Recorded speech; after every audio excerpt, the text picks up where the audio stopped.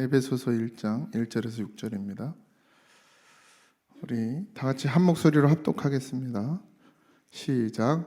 하나님의 뜻으로 말미암아 그리스도 예수의 사도된 바울은 에베소에 있는 성도들과 그리스도 예수 안에 있는 신실한 자들에게 편지하노니, 하나님 우리 아버지와 주 예수 그리스도로부터 은혜와 평강이 너희에게 있을지어다. 찬송하리로다. 하나님 곧 우리 주 예수 그리스도의 아버지께서 그리스도 안에서 하늘에 속한 모든 신령한 복을 우리에게 주시되, 곧 창세 전에 그리스도 안에서 우리를 택하사 우리로 사랑 안에서 그 앞에 거룩하고 흠이 없게 하시려고 그 기쁘신 뜻대로 우리를 예정하사 예수 그리스도로 말미암아 자기의 아들들이 되게 하셨으니, 이는 그가 사랑하시는 자 안에서 우리에게 거저 주시는 바 그의 은혜의 영광을 찬송하게 하려는 것이라. 아멘. 오늘 사도 바울의 인사가 우리 아버지와 하나님 우리 아버지와 주 예수 그리스도로부터 은혜와 평강이 너에게 있을지어다 라는 인사를 합니다. 왜 이런 인사를 했냐면, 이 우리가 앞으로 수요일 날에 에베소서를 좀 살펴볼 건데요, 에베소서는 소아시아 지역에 있는, 그러니까 지금 오늘날로 말하면 터키의 서쪽의 지역에 있는 도시입니다. 그 당시에는 로마의 지배를 받고 있었던 이방인의 지역이에요. 이미 당시에 많은 그 디아스포라 유대인, 이 디아스포라는 흩어져 있는 유대인들을 이야기합니다. 그러니까 흩어져 있던 유대인들 중에 디아스포라 유대인이 여기저기로 흩어져서, 그들은 흩어진 그곳에서 뭘 했냐면 회당을 지었어요. 그러니까 성전과 회당은 다른 개념입니다. 성전은 이제 제사를 드리는 곳이었고, 회당은 이제 가르치는, 율법을 가르치고 이렇게 지금처럼 교육관처럼 이렇게 모여서 같이 하나님 말씀을 듣기도 하고 율법을 가르치기도 하고 뭐 이랬던 곳이었습니다.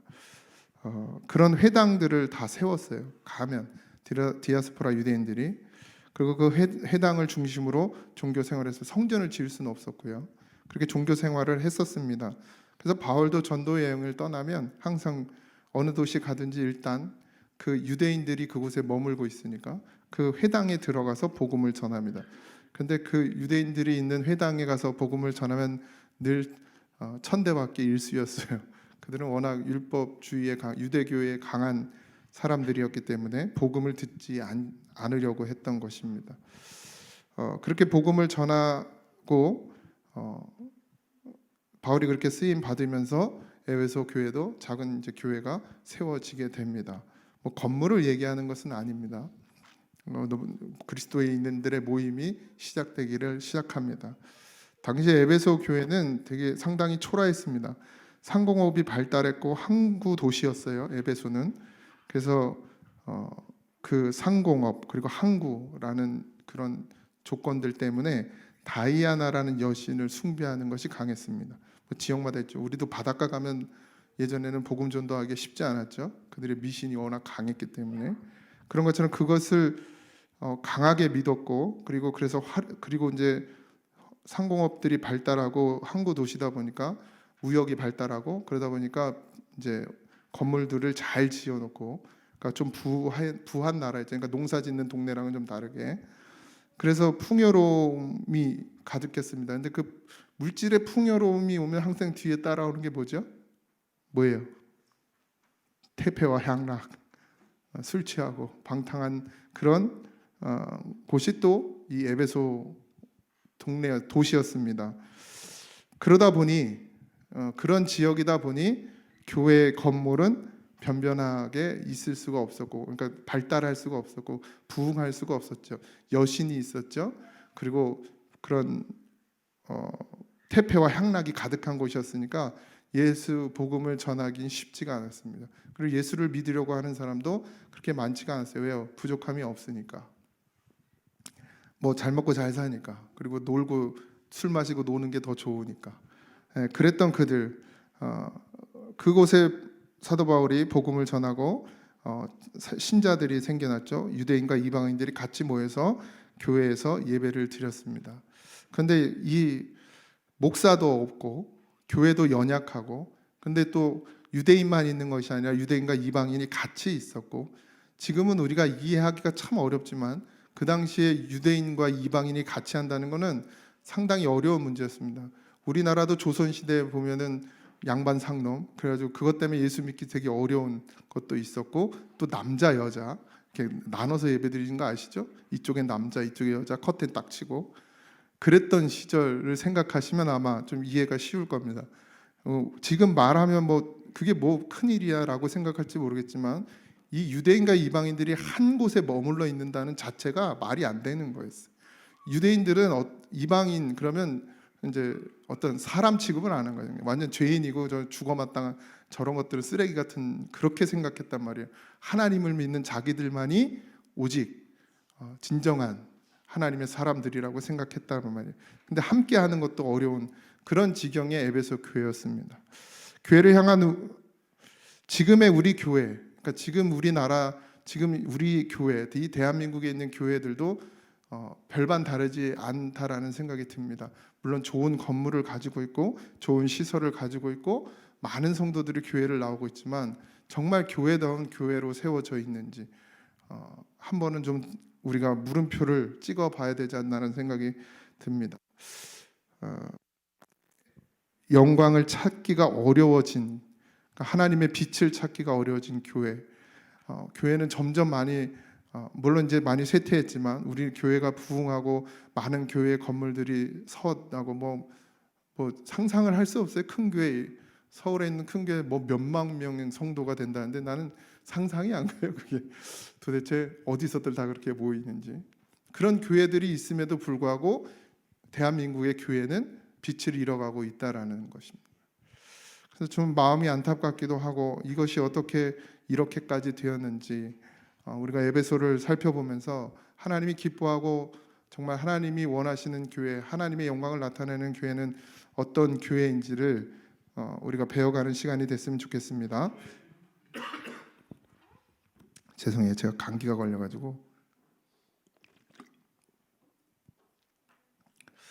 부흥회를 작정을, 이게 작년 10월에 작정한 거잖아요.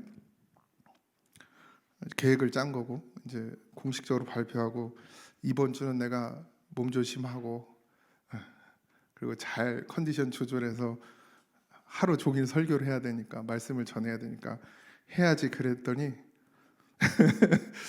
월요일 날은 설사병 걸리고 화요일 날은 허리가 삐끗하고 감기는 며칠 전부터 실줄 거더니 다른 데는 괜찮은데 목만 또 그렇게. 그래서 오늘 새벽에 기도하는데 하나님이 부흥이 네가 하냐.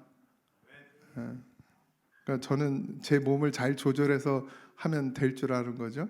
제 목소리, 그다음에 제 허리 잘 버텨주기를 그렇게만 생각했는데, 하나님께서 부흥회를 네가 하냐고 그런 말씀을 깨닫게 하셔서 다 내려놨습니다.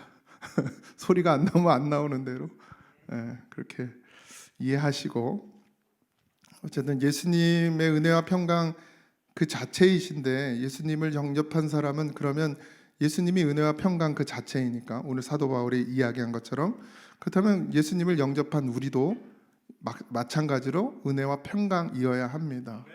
여러분 정말 은혜와 평강이 넘치십니까? 정말이에요? 어디 좋은 데 갔다 오셨나? 근데 우리가 보면 은혜와 평강이 거해야 된다라고 분명히 알고, 예수님은 은혜와 평강이시고, 사도 바울도 그렇게 에베소 교회에 은혜와 평강을 빌고, 또 예수님을 우리 안에 모시면 당연히 예수님 그대로, 예수님의 그 본체 그대로 우리도 은혜와 평강이어야 함에도 불구하고, 우리의 삶을 보면 늘 불평하고 원망하고 먹고 사는 일에 급급하고, 그리고 염려하고 좌절하고 불안해하고, 그런 고통 가운데 우리가 거하고 있음을 봅니다. 뭐가 잘 되지 않을까 염려하고, 또 문제가 생기면 그것 때문에 내 삶의 길이 틀어지지는 않을까 걱정하고, 하나님 앞에 온전히 맡기고 은혜와 평강 안에 거해야 됨에도 불구하고 우리는 여전히 우리의 마음 중심에는 불안한 마음이, 염려하는 마음이 있습니다. 그냥 그렇게, 그것도 사실은 감사한 일인데, 그것조차도 없이 그냥 아무 생각 없이 사는 사람들도 또 있습니다. 그래도 그리스도인이라고 하면 그래도 아마도 그냥 아무렇게나 살지는 않을 거라고 제가 생각이 듭니다. 그냥 세상 사람들처럼 그냥 니나노하고 모든 문화가 그냥 쾌락과 유흥으로 가는 그런 것이 아니라 그래도 그리스도인들은 삶 가운데서 온전하게 살지는 못하지만 그래도 내 마음 중심에 정말 하나님을 향해 있나 그렇게 생각해보고 또 기도하고 그러면서도 또 한쪽으로는 염려하고 불안해하고 그러면서 왔다 갔다 하면서 살고 있지 않나라는 생각이 들어요. 예수 그리스도 안에 있다는 말은 굉장히 중요한 말씀입니다. 내가 예수를 믿는다고 하는데 은혜와 평강이 있지 않고 마음이 너무 메마른 사람이면 그리고 불평과 원망이 가득하고 먹고 사는 것에 대한 두려움과 염려만이 있다면 우리는 그리스도 예수 안에 있지 않다라는 거예요. 그리스도 예수 안에, 이 말이 너무 좋죠. 바울 서신은 이 말을 164회나 씁니다. 바울은 자기 서신에서. 그래서 그리스도 안에란 말을 164회나 써요. 그만큼 바울은 그리스도 안에서 사는 것을 신앙의 핵심으로 여겼어요. 우리도 마찬가지 예수 안에, 그리스도 안에 사는 것이 우리의 신앙의 핵심이어야 합니다. 사도 바울은 그리스도 예수 안에 거했기 때문에 옥에 있었어요. 옥에서 많이 있었죠. 서신을 옥에서 많이 썼잖아요. 그러다 보니까 더 아마 그런 간절함이 있었을 것입니다. 몸은 감옥에 있지만 자기의 영혼이 어디에 있어요? 그리스도 안에 있어요. 그래서 어디 감옥에 있든지 매를 맞든지 누명을 쓰든지 끌려다니든지 사도 바울은 어떻게 해요? 그리스도 안에 있으니 평안하고 평강이 넘치는 것이었습니다. 그렇게 그 감격한 그리고 은혜와 평강, 그 가슴 벅찬 감격, 그것을 이 에베소 교회 성도들에게도 전해주고 싶었던 거예요. 오늘 저는 여러분들이 예수 그리스도 안의 삶으로 인해서 늘 감격하고 하나님의 은혜와 평강이 여러분들 안에 있기를 저도 소원합니다. 에베소에 살고 있지만 예수님 안에 있어야 한다라고 말하고 있는 거죠. 아까 얘기한 것처럼 에베소의 지금 상황이 그리 좋지 않은 상황, 그리스도인으로서 살아가기에 물론 다른 것도 다 마찬가지였지만 그 당시에 예수를 믿는다는 것은 아주 어려운 일이었습니다. 그러니 늘 조마조마하고 언제 잡혀갈지 모르고 언제 죽을지 모르는 그런 상황 가운데 놓여 있는 그들에게 어떻게 평강이 있을 수 있고 어떻게 하나님의 은혜를 느끼며 살 수 있겠습니까? 그 상황에서. 그런데 신기하죠. 그런 상황 가운데 놓여 있으니까 더 예수님께로 가까이 나가고 그래서 더 예수님을 내 안에 모실 수 있었고 그래서 더 은혜와 평강이 가득한 삶을 살 수 있었습니다. 고난이 유익이에요. 우린 너무 편안하니까 하나님으로부터 오는 평강을 얻고자 하는 마음조차도 없어요. 왜? 편안하니까. 편안한 건 좋은 게 아닙니다. 물질의 걱정이 없고 건강의 염려가 없고 그리고 자식 걱정이 없고 이게 다 예수님으로 복받았다고 생각하지만 그러면 점점점 우리에게서 뭐가 사라져요? 기도가 사라지는 거예요. 하나님 앞에 무릎 꿇는 것이 사라집니다. 예수 믿고 이제 잘 먹고 잘 사니까 그러면 예수님께로 더 가까이 와야 될 거 아니에요? 예수님으로 잘 먹고 잘 산다고 생각하면 근데 더 가까이 오는 것이 아니라 더 세상으로 나가더라는 거예요. 어쩌면 사도 바울은 아무것도 가진 것이 없고 늘 매맞고 늘 감옥살이하고 늘 풍랑을 만나고 늘 고통 가운데 있어서 아마 사도 바울은 흔들리지 않는 믿음을 가질 수 있을지도 몰라요. 저도 늘 한쪽 마음 가운데 늘 두려운 마음이 있습니다. 내가 물론 아주 편한 건 아니지만 그래도 부교육자들보다는 나은 삶을 살고 있고 더 윤택하게 살고 있고 더 많은 혜택을 누리고 살고 있어요. 이것이 내가 하나님 앞에 무릎 꿇지 못하는 그런 도구가 될까 봐 늘 염려하고 기도합니다. 사람은 어쩔 수 없는 것 같아요. 목사인 저도 더 어렵고 힘들 때 하나님 앞에 부르짖고 기도합니다. 물론 뭐 물질을 부어달라고 기도해 본 적은 없어요. 그냥 그런 상황 가운데서 주님을 바라볼 수 있게 해달라고, 평안하고 평강한 길을 걷게 해달라고, 예수님 안에서 참 평안을 얻게 해달라고 그렇게 기도합니다. 한 번도 제가 물질의 어려움을 당할 때 물질 달라고 기도해 본 적이 없어요. 거짓말 같으시겠지만 정말 그렇게 기도해 본 적이 없습니다. 여러분들 중심에 무엇이 있는지 분명히 아셔야 합니다. 그리스도 안에, 여러분 안에 그리스도 안에 여러분이 그렇게 거하는 삶이어야 합니다. 그런 믿음이 되어져야 합니다. 근데 안타깝게도 성도들이 열심히 살지만 예수님 안에 거해야 한다는 것을 잘 모르는 것 같아요. 열심히 삽니다. 아침에 일찍 일어나요. 그래서 밤 늦게까지 열심히 살아요. 때로는 서름도 받으면서, 어떤 때는 눈물도 쏟으면서, 때로는 마음의 상처도 받으면서 삽니다. 그렇게 힘들게 노력하면서 살지만 그 마음의 은혜와 평강을 누리고 살지는 못합니다. 오히려 마음이 더 메말라지고 자꾸 시험거리가 생기고 불평이 더 많아지고 원망이 더 많아지고 점점점 두려워지고. 왜요? 성령의 인도하심을 받지 못하기 때문입니다. 우리가 열심히 사는 것으로만으로는 하나님을 기쁘시게 할 수가 없어요. 하나님을 기쁘시게 하는 오직 한 가지 방법은 믿음으로입니다. 믿음만이 하나님을 기쁘시게 할 수 있습니다. 하나님을 기쁘시게 할 때 하나님께서 우리에게 하나님의 은혜와 평강을 허락하시는 겁니다. 그러니 여러분들 믿음으로 하나님 앞에 나아가십시오.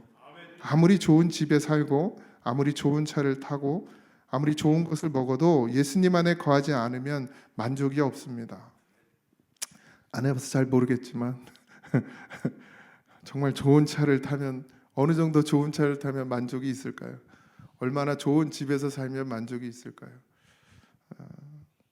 저도 만족이 없어요. 만족이. 여기 부교육자 사택 좋잖아요. 제가 처음에 오성교회 사택에 있다가 여기로 이사를 왔는데 너무 좋은 거야. 왜? 안 추워. 그리고 여름에 에어컨 계속 트니까 안 더워. 뭐 누가 틀지 말라 소리도 안 하고. 그랬는데 그 감사가 얼마 가요, 못 가요? 못 가요. 그리고 이리로 이사 왔잖아요. 우리 장로님들이 또 큰 힘 써셔가지고, 물론 성도님들이 다 하신 거지만 잘 고쳐서 들어왔잖아요. 기쁘고 즐거워야 되는데 별로 안 기쁘고 즐겁지도 않아요. 만족이 없습니다. 처음엔 좋지만 좋은 침대를 들여놓고 좋은 가구를 들여놓고 좋은 식탁을 들여놓고 그러면 좋을 것 같은데, 아니요, 더 좋은 걸 바라죠. 사람은. 저도 그래요. 그러니 한두 끝도 없습니다. 밑빠진 독에 물을 붓는 거죠. 그러니 여러분들 이 땅의 것으로 만족하려고 하지 마세요. 아무리 좋은 걸 갖다 줘 보세요. 만족이 있나? 더 좋은 거 갖고 싶지. 그러니 오직 무엇으로만 만족하는 것이에요? 예수님 안에 거하는 것으로 만족하셔야 합니다.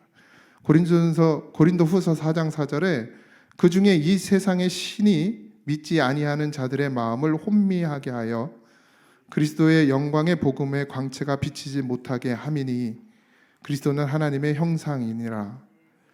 세상의 신이 믿지 아니하는 자들, 여기서 믿지 아니하는 자들은 그냥 세상에 있는 사람들이 아니고 믿는다고 하지만 믿음이 없는 사람들을 이야기하고 있죠.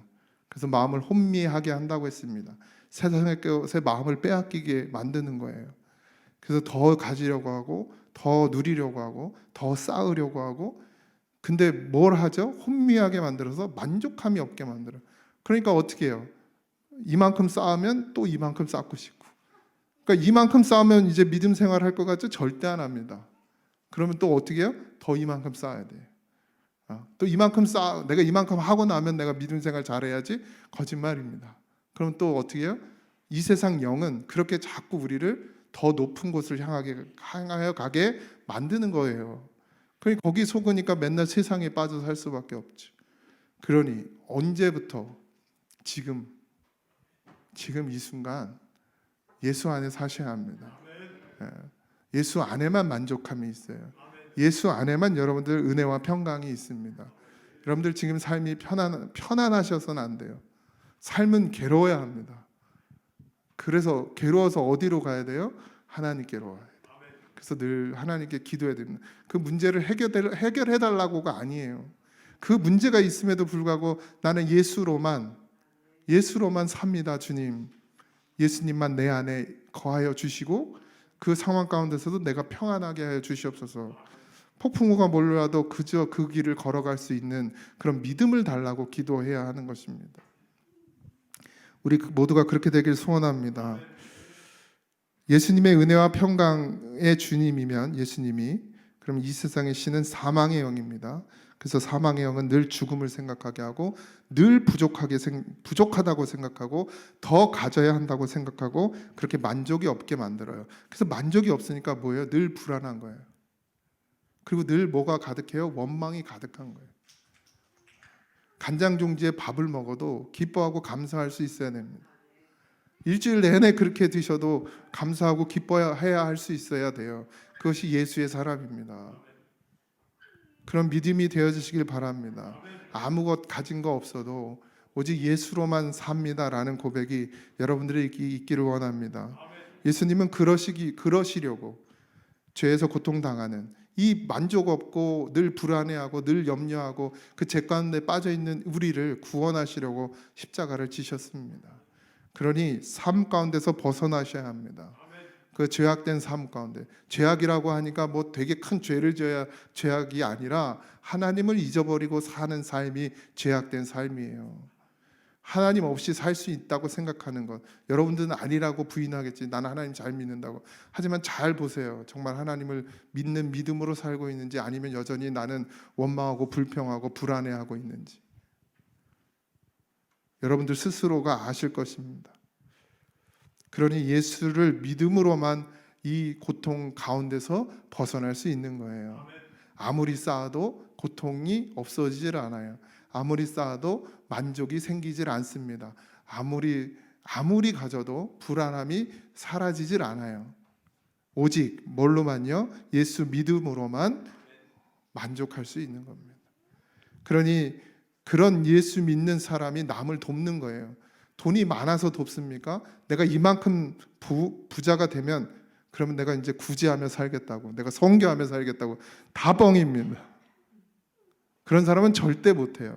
그렇게 돼도. 언제부터 하는 거예요? 내가 예수 믿을 때, 내가 예수 믿고 이 땅의 염려와 걱정에서 벗어났을 때, 그때 뭘 하는 거예요? 돕는 거예요. 구제도 하고 선교도 하는 겁니다. 그런데 우리는 계산기를 두드리죠. 헌금을 할 때도 계산기를 두드리고, 11조를 할 때도 오늘도 어떤 목사님하고 그런 얘기를 했는데, 11조는 기준이 뭐냐고 누가 이제 전도사님이 물어보니까 새 전입니까? 새 후입니까? 이래. 새 전이 뭔지 아시죠? 세금 띈 월급이냐, 세금 안 띈 월급에서 11조 해야 되냐. 여러분은 뭐라고 생각하십니까? 그래서 제가 그랬어요. 거기다가 일단 세금 띄고, 그 다음에 대출이 얼마 있는데 한 달에 대출이 얼마 나가니까 그거 떼고, 또 자동차 또 할부금 나가니까 그거 떼고, 또 뭐 이것저것 다 떼면 11조 할 게 없어요. 그래서 11조를 다들 조금씩 하는 거야. 저도 그렇게 따지면 11조 할 게 없어요. 저도 대출이 있거든요. 빚이 있어요. 얼마 전까지 할부금도 나갔어요. 다 공개할까요? 할부금이 한 달에 40만 원 넘게 나가고, 그리고 대출이 한 3, 40만 원 나가고, 그리고 뭐 이것저것 핸드폰비, 뭐 부교육자 때예요. 핸드폰비 뭐 내고 나면 한 150만 원 넘게 나가는 것 같아요. 근데 저는 한 번도 우리 아내랑 헌금을 떼먹은 적이 없습니다. 물론 그렇다고 온전한 11절 했다고는 말할 수 없지만 그 한 달 헌금은 그냥 빼놓고 그러고 나머지로 살았어요. 우리가 정말 하나 예수 믿으면, 정말 예수님 믿으면, 구제는 언제부터요? 선교는 언제부터요? 예수 믿으면. 우리가 예수 믿으면. 그러면서도 저희 아내는 그걸 또 떼다가 또 어디다 보내더라고요. 주님의 마음을 품으면 하는 거예요. 여러분들, 제가 왜 11조를 억지로 하지 말라고 그런지 아십니까? 해도 복이 안 되고, 정말 예수의 마음 품었을 때 정말 믿음으로 할 수 있을 때 하라는 거예요. 뭐를 얼마 떼고 안 떼고 그게 중요한 게 아닙니다. 하나님이 계산기 두들겨 하나님이 돈이 없으세요? 그게 아니에요. 여러분들 믿음을 보시는 거예요. 예수가 여러분들 마음의 중심에 있는지 없는지를 보시는 겁니다. 하나님이 딱 계산기 두들겨 너 얼마 해야 되는데 얼마 했어 이러실 것 같아요? 하나님은 오직 뭐만 보셔요? 믿음만 보시는 거예요. 그래서 빌립보서 2장 5절에 너희 안에 이 마음을 품으라. 뭐요? 곧 그리스도 예수의 마음이래. 그리스도 예수의 마음을 품으십시오. 그때만 평안한 것입니다. 그때만 평강이 여러분들에게 임하는 것입니다. 그때만 여러분들이 하나님의 말씀에 순종할 수 있고, 그때만 여러분들이 아무것도 따지지 않고 주를 위해 죽을 수 있고 살 수 있는 것입니다. 힘들 때, 낙심될 때, 좌절되고 두려움과 염려가 우리 안에 밀려올 때 예수의 이름을 불러야 돼요. 제가 누누이 말씀드리는 로마서 10장 13절, 누구든지 주의 이름을 부르는 자는 구원을 얻으리라. 여러분들 어려움 가운데 있습니까? 늘 불안하고 염려가 있습니까? 낙심하고 좌절하십니까? 그러면 예수님을 부르세요. 그러면 예수님이 여러분들을 살리십니다. 우리의 삶이 힘들고 어렵습니다. 여러분의 마음에 예수 그리스도가 왕이 되시면 마음에 평안이 임하고 어디에 가든지 어디에 살든지 그곳이 천국이 됩니다. 그러니 오직 예수님으로만 사십시오. 그래서 여러분의 가정이 있든 일터에 있든 교회에 있든 어디서나 천국이기를 소망합니다. 다른 사람 바꾸려고 애쓸 것도 없어요. 가정에서 남편 바꾸려고 힘쓰지 마십시오. 본인이 천국 되면 됩니다. 가정에서 아내 바꾸려고 하지 마십시오. 제게 하는 말입니다. 본인이 예수로 서 있으면 거기가 천국이 되는 거예요. 그러니 나를 버리고 오직 예수님으로 충만해지시길 축원합니다. 평안의 신은 누가 주셔요? 예수님께서 주시는 거예요. 평안의 신발은 주님만 우리에게 주실 수 있습니다. 이 땅의 물질이 우리에게 평안의 신발을 주지 못해요. 이 땅의 부가 우리에게 평안의 신발을 주지 못합니다. 이 땅의 자리가, 권력이, 명예가 우리에게 평안의 신발을 줄 수 없습니다. 오직 예수 그리스도만이 우리에게 평안의 신발을 주십니다. 그 신을 신고 걸어야 평안의 길을 걸어갈 수 있습니다. 오늘 마지막 절에 이는 그가 사랑하시는 자 안에서, 그가 사랑하시는 자가 누구예요? 여러분들입니다. 주님께서 여러분들 안에서 우리에게 거저 주시는 바 그 은혜의 영광을 찬송하게 하려는 것이라. 하나님을 찬송하시기 바랍니다. 우리에게 하나님의 그 은혜의 영광을 찬송하게 하시려고 그가 사랑하는 자 안에서 우리에게 거저 주셨습니다. 그 은혜를. 그러니 오늘도 그런 중심으로, 예수님을 중심으로 모시고 살아가는 우리가 되기를 소원합니다.